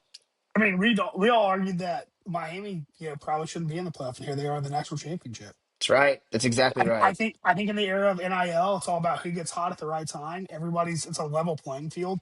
No one team is better. Well, I say that. I think Indiana's going to wax Miami, but that's neither here nor there. For the most part, like anybody can beat anybody on any given Saturday or football game. Yeah, So, I don't see the outrage of people getting mad that Carolina made the playoffs this year in the NFL. Like it's mm, like that's a bad football team. Did they have a winning record, or were they 9-8? 8 and 9. They were 8 and 8 and 9. 9. Yeah. Do you think they deserved to get it? Absolutely not. But they still almost beat the Rams. Like, I mean, I know the parity's a lot more in the NFL for sure, but deserving wise, they didn't deserve to get in. Absolutely not. So I don't know. Especially host a playoff game too. That's wild. But 24 teams would be awesome. I think it would be great. And now get rid of the Cheez It Bowl, get rid of the Pop Tart Bowl. Who cares? Who cares? Let's play meaningful football. That's what matters. Meaningful football. And you won't see all these opt outs and people declaring early for the draft and sitting out games. Like they're going to be playing because they have an opportunity to advance to the next round. yeah. Do it like the FCS. Like why not? That was an That's electric what, national championship. I yeah, it I was. like it. I want to find a way to do away with the bye weeks, like you said, because what teams that had a bye week are what 1-7 now. Yeah, Yeah. Like, if you don't if you had the bye week, like it wouldn't be like a 3 month or a 4 week layover. It'd be a 1 week layover which I'm instead. okay with that. Yeah, Yeah, I'm good. I'm good exactly. with that. That's what I So mean. take out a non-conference game, like take out all the bullshit weeks between Take out when one game Conference conference starts. conference championships. championship week would go away. That's all you have to do. Just take out conference championship week. Yeah. Ooh, but what do we do now that Trump signed that order guaranteeing the Army Navy game? What do we do But about that? if you They could get play rid it. of, They could play it that I was, day and well, I was gonna say if you put it on get rid of conference NBC and have championship week, ESPN. if you get rid of conference championship week, then you just move the Army Navy game up a week, and then you start the week after. Like so, everybody gets a 1 week bye, and then you start the next week. Yeah. Or Because there could be a situation where Army or Navy are in that top 24 if you go to 24 teams and or sneak just in. don't watch. Nobody watches Army Navy game anyway. Who cares? I Like play it the I same watch it. day. put them on NBC, and then ESPN has the freaking rights to all the playoff games. That's where everybody's gonna be watching anyway. Michael, be real with me. Have you sat down and watched all 4 quarters of Army Navy game? All 4 quarters, every play of a single game? No, but I don't do that for any football game. Not even the games that I go to in person.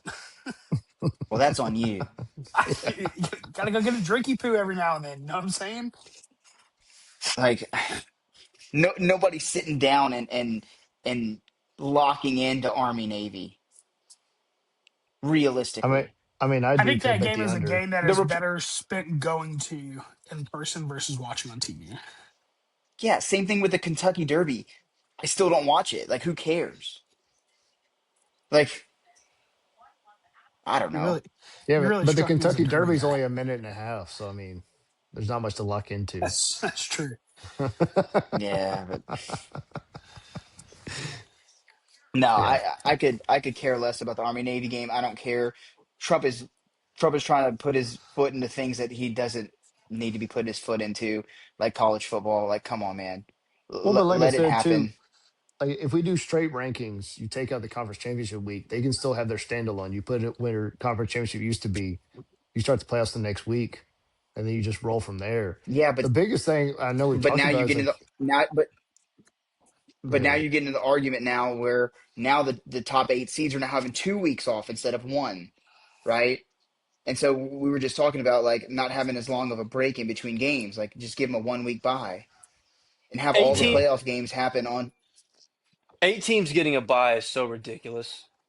I 16, 16, 16.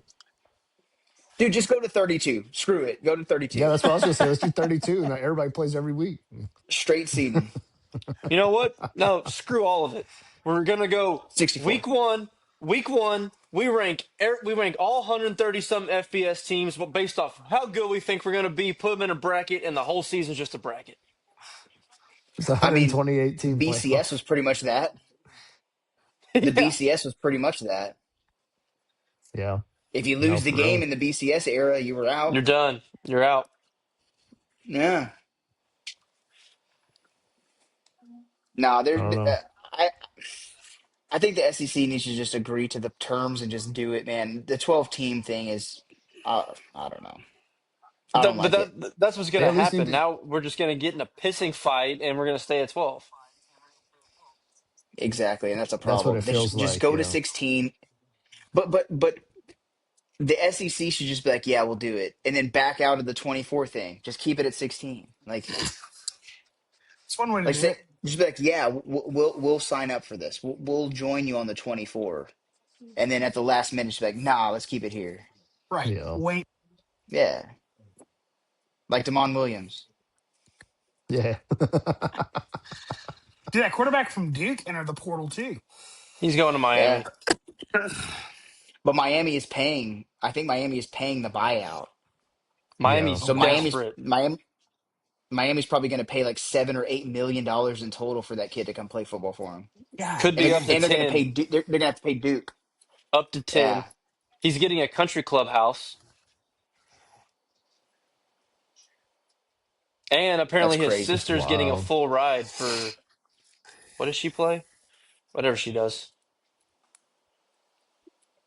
Yeah, they need a quarterback bad.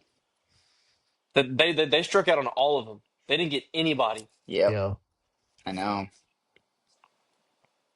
Which is crazy because you see what God, what Cam Cam Ward, Ward. what he did last year, and then Bo Nix just led Miami to a national championship. You would think. I really thought Sam Levitt was going to go there, to be honest. You mean not Yeah, Bo he Nix. meant. Yeah. Carson Beck. What? What'd I say? Sid the Sloth from Ice Age. Did I say Bo Carson Beck. Nix? Yeah, you did. yeah, Yeah. you did. Oh Jesus Christ! I don't know where Yeah, that. I was I don't know very where that came from. confused. I meant. Carson Beck. I meant Carson Beck. Yeah, you know what I meant. Uh, God, I don't know where that came out of.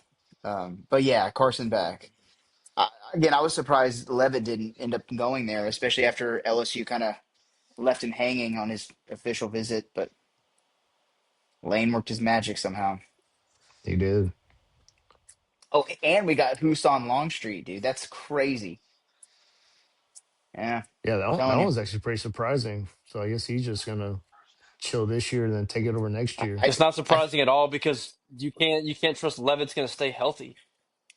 That's exactly right. Yeah, I think he's like a break glass in case of emergency, and he's going to get all the first team reps in spring because Levitt can't do it. And yeah. I Yeah. mean, it could be it starting at the fall too. Like he might be getting some reps in the fall. And then So worst case scenario, this is what Oregon did when they brought in Dylan Gabriel and Dante Moore. Hey, Dylan yeah, Gabriel leads them to exactly. a good season. Now Dante Moore had them on, into the Final Yeah. Well, Four. they did it. So They did it Yeah, again. They got Dante Moore and Dylan Raiola. yeah, no, Yeah. yeah, Yeah. I thought Rayola went back into the transfer portal. I I didn't didn't see see Did he? that. that. Once Dante Moore announced that he was coming back, Dylan Rayola bounced back out.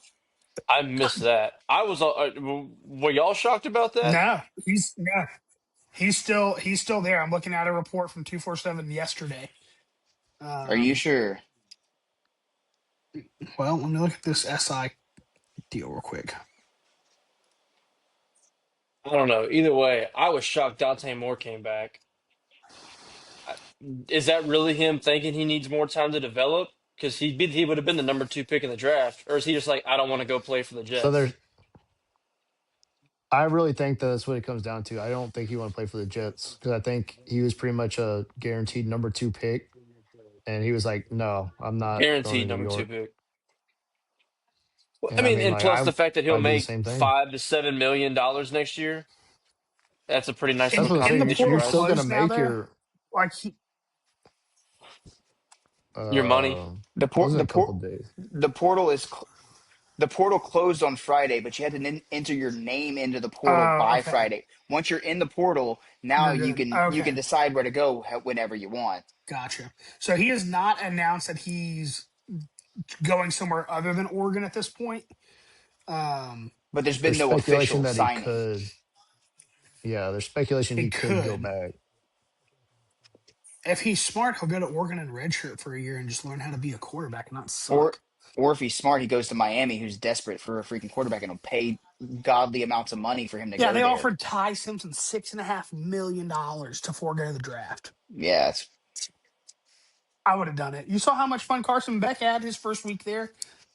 yeah. Ty Car Simpson's stolen. going to be a Had, Ty Simpson's going to go be a Jet. Yeah. it's brutal. Oh man, no, I Playing did in laugh. Did y'all for the see? New York Jets. Oh yeah, bad dude, bad, bad, bad, bad, bad. Who's even the who's the head coach for the Jets right now? Oh, it's Aaron Aaron Glenn. Glenn. That's right. Aaron I was Glenn. trying Yeah, to I was gonna say, did remember. they fire Aaron Glenn or is he still there? No, he's still there. They'll give him a couple years to figure it I out. mean, talk about two different worlds though. Like playing for the Jets up there in the Northeast or Miami, like South Beach. Like where would Yes. you pick? Realistically. Oh, I thought you Yeah. were gonna say from leaving Tuscaloosa, Alabama, going up to New York. Oh yeah. I mean, but he's definitely going to be making more money like for the at the University of Miami than he probably will as a Jet. Well, maybe not. I guess his signing bonus if he gets picked high is going to be I maybe mean, his stock just went up with Dante Moore returning because I mean, for sure. if NFL teams do anything, they overdraft QBs. Yeah. Reach. If Ty Simpson's sitting where the Texans are, you taking him? Fuck no. I knew the answer to that already, but No hesitation. Fuck no. No. I I mean, watched I watched him see ghosts many times too. next Yeah. year's quarterback class is probably going to be pretty good. It got a lot better with Dante Moore coming back. Yeah. More, Dante Moore stand, yeah, yeah. That's what, like, if you're the Jets, you So you got almost Moore, sell on quarterback Sellers. this year. Like I would just Yeah. like we'll Trade find back. somebody just I to would trade down. bridge. Well, I'll say either yeah, trade down unless there's like another position I would player that trade just back. steps out. You know, just stock picks. Well, I mean, because you think about it, like they already stocked up a bunch of picks, trading away Sauce Gardner and Quentin Williams. Williams, and then so I mean like that. So they've got several first round picks that they can deal with. So if you trade back and then you get even more, I mean they could easily reshape their organization pretty quick. But the Jets are the Jets, so we'll see how They're that gonna plays trade out. for. They're gonna trade for Shador. Um, See, Oh Shador's I gonna God, go be quarterback at the Jets. I can see this happening completely. Like they just tank another year, fire Aaron Glenn, then hire whoever's the hottest new young coordinator when they draft their quarterback in the future, number one overall. I can see that happening Yeah. 100%. Because I like, do don't you think really that'd be want a to bad draft? strategy at all. Because you're gonna draft a QB high with the defensive coordinator, with the defensive minded head coach. That's not the trend in the NFL at all right now. no. Which is why I think the Raiders hire is so interesting to me because you're gonna draft Fernando Mendoza. So are they gonna go offense? You get a brand new QB. So it'd be interesting. But They need Kirk Cincinnati in that freaking war room. Dude, it was wild seeing how old that roster is at Indiana. How it's only 2 years younger than the entire like the average age of the Packers. Yeah. Yeah. Packers average age is 25. Indiana's 23. Yeah. How many of those Indiana players are going to class? It's a great question. They had to go home raise their kids. Yeah. I'm gonna say they gotta go work at 9 to 5, Yeah. man. What are you talking about? You gotta put money in the They're having a hard time 401k. making Yeah. practices because they're taking their 3 year olds to freaking other kids' birthday parties. Yeah. It's crazy. Yeah, man. No, I think one more thing to touch on before we wrap it up. Talking about money. Kyle Tucker, 60 mil Wild. AAV to the Dodgers, boys. And 60 mil a year. I'm happy for Tucker. Go get your bag. Like he was so Yeah. fun. He was so fun to watch in Houston. I hate that it's with the Dodgers, but what I hate even more is that MLB has allowed the Dodgers to have this unfair media rights advantage over all of the other teams in the league. And like I know you, like Aaron specifically in the group chat has been talking about like a shutdown, like the last 2 years. That in 2027 we're gonna have a stoppage, and like I didn't really buy into it until I heard that and saw that. And I'm like, oh yeah, they're definitely gonna have a work stoppage over this shit because it's such an unfair advantage for that team to go. They're not having to pay back any. They're not doing any profit sharing off their media deal. They're pocketing all of it, and so like they've got more money than anybody to play with. I mean, the fact that their Yeah. It's just 2024, bad. well, their 2025 payroll was $549 million, and it was only 70% of their 2024 revenue. Like that alone tells you Yeah, what the issue is. I mean, and like, because that was, yeah. we had a buddy in a chat, which I know he was trolling, but he was like, college football is doing the same thing. They're just trying to, it's just who can pay for who. But not everybody in the MLB can spend that kind of money and pay that kind of money to get whoever you want. Like, that's just, it's not a viable option. It's just, the disparity is wild.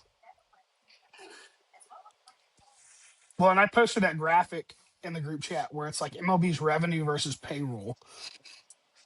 And like so the Dodgers revenue was 752 million and their payroll is 549. It's legitimately 73%. Yeah. The Mets were 90% payroll versus revenue, like $400 million payroll, $440 million in revenue. Like that's an owner who wants to win and is doing what he can to win. What the Dodgers are doing is just gross. Like, Yeah. They're just Yeah. playing with And their and food. and people are yeah. talking about owners like not spending and stuff. Like owners don't have that money, Well, that cash readily available. Like there are some owners that literally don't even have the net worth that the Dodgers have in contracts over the next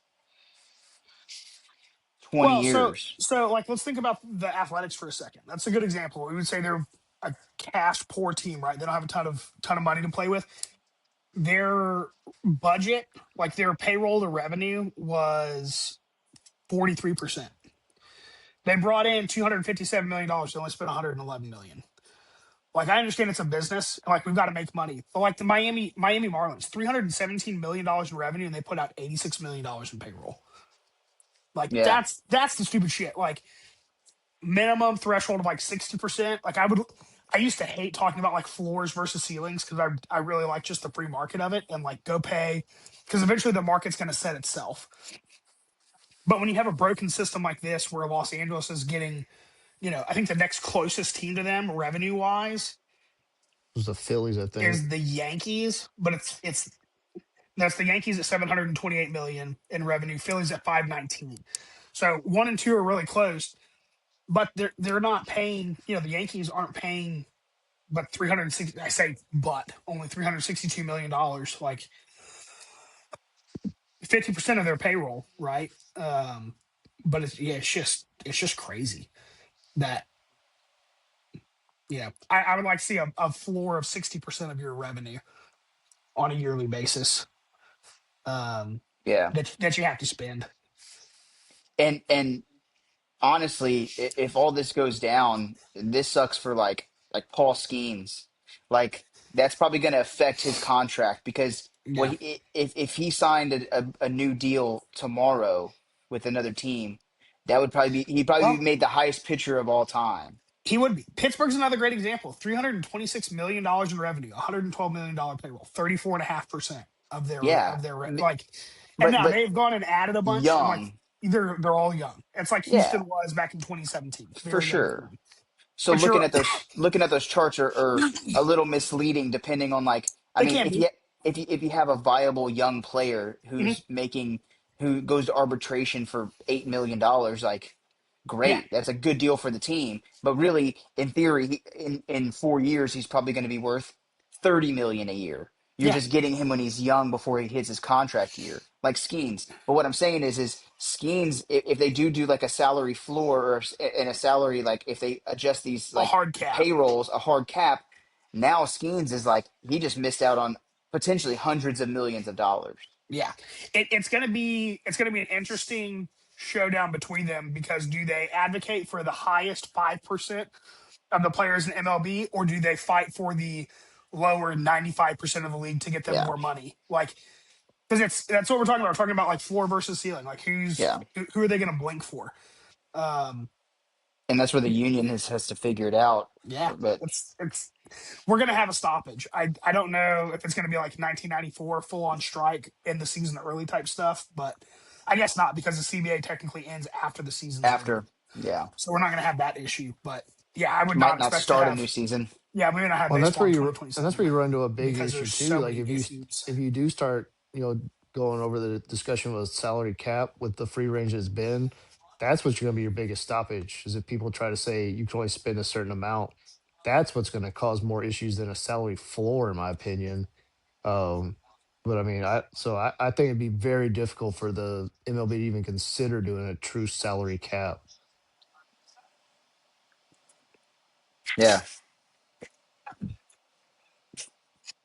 Yeah, We're like doing it again.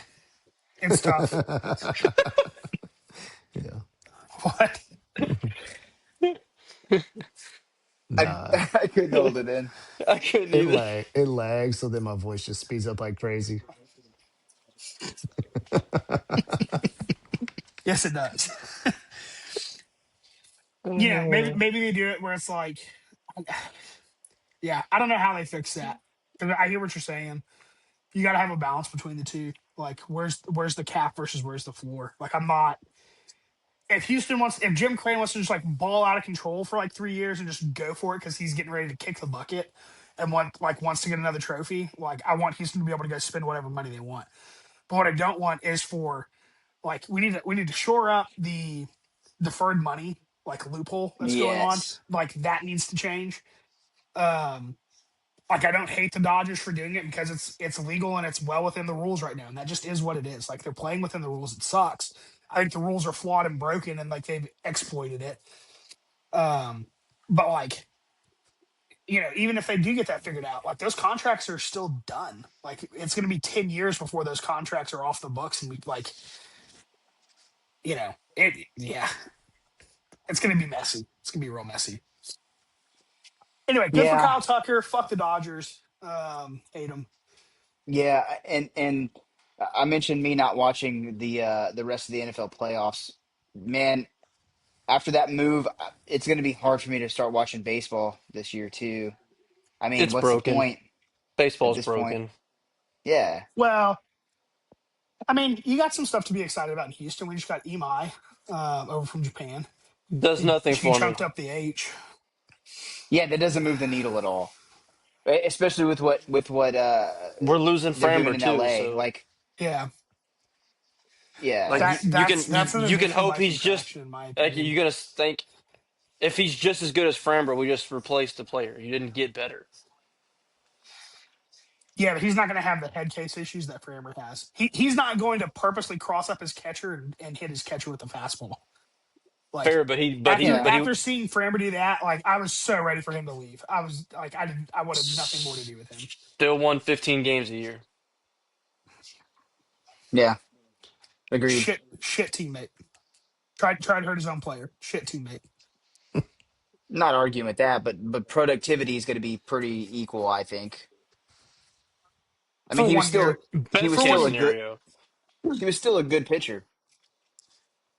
Well, and that's the thing I hate about that is they gave him an opt out after every single year. If he has one good year in Houston, he's gone, which Yeah, sucks. Or they have to re-sign him, which I wouldn't be opposed to. But I like his mentality of like I didn't want to go to the Dodgers. I want to beat the Dodgers.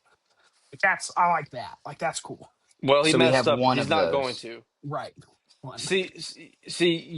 He says that now, but whenever he opts out after this year, after the Dodgers win their third straight, and he just goes and signs with the Dodgers because they're just going to win it again.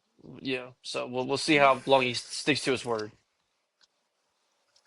Yeah, Well, is it after this season that the stoppage is going to happen? The CBA expires after this season, right? that's correct. Yeah. So he probably won't be able to go to the Dodgers Maybe. if they We'll fix all see. the loopholes that need to be addressed. Like if they address them, um, you know. President says they won't. Yeah, this year's probably a yeah, agreed.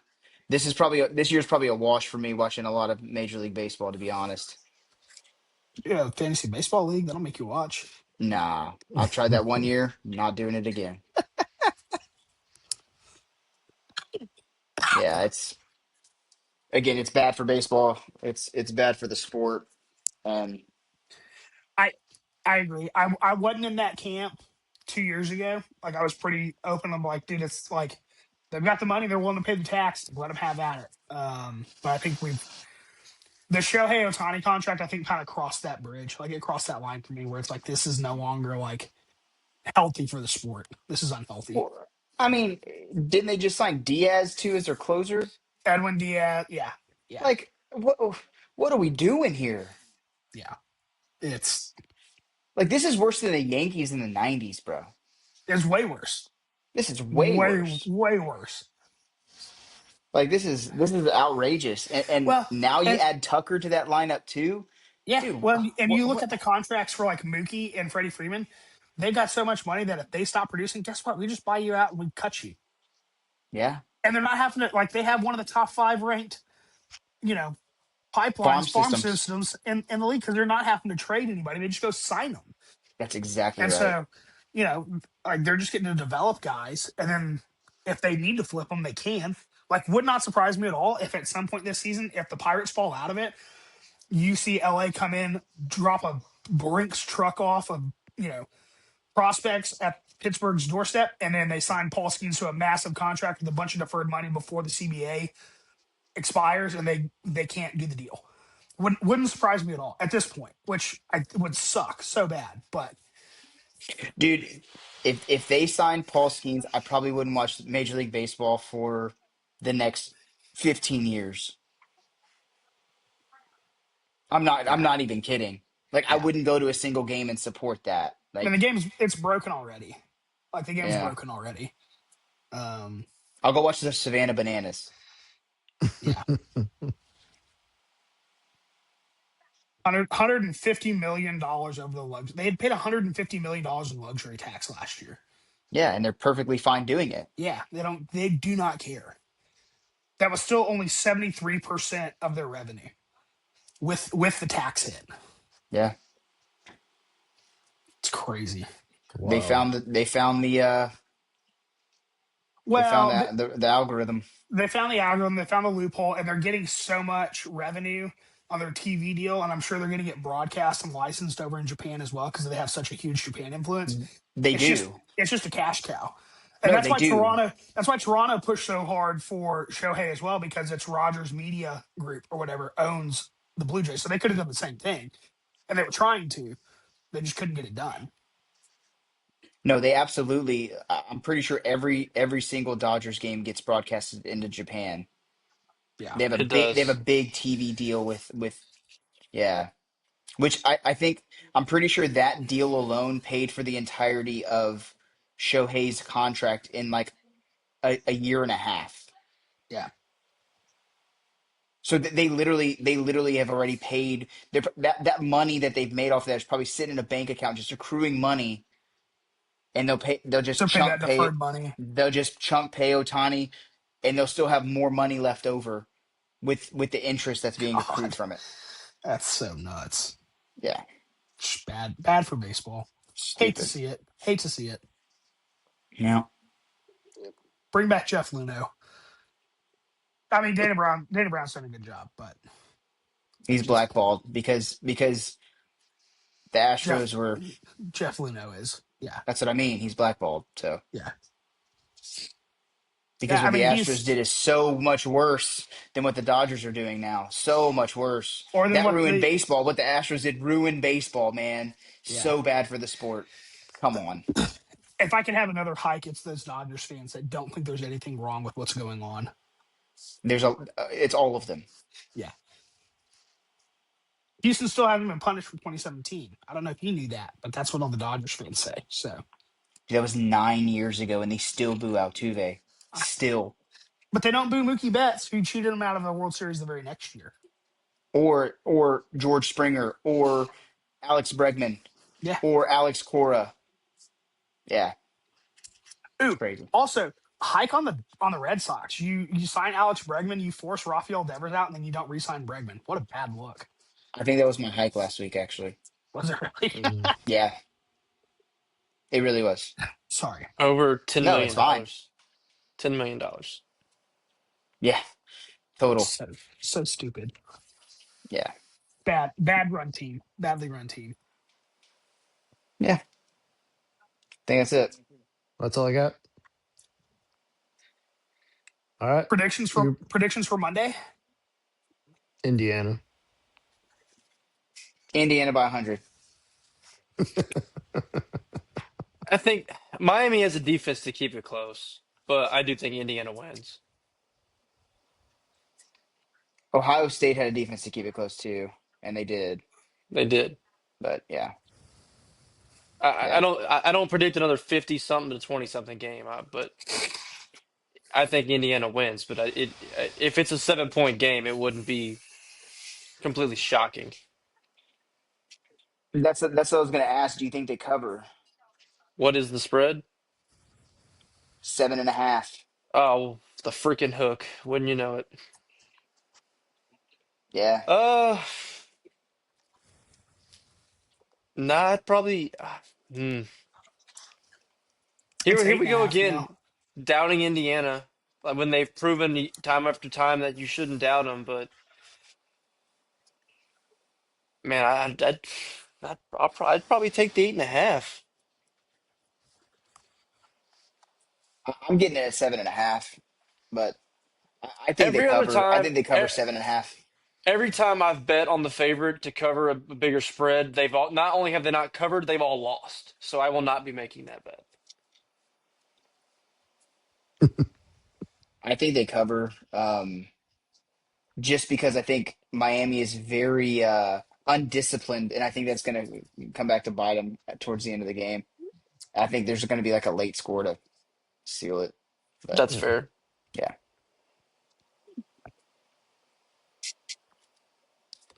That's all I got, guys. Yeah, I'm All taking right. Indiana. I'm taking Indiana as well. All right. Thanks for your take. All right. We appreciate everybody watching. Continue to like, subscribe, share, tell your friends, tell your family. Until next time, see you next week. See ya.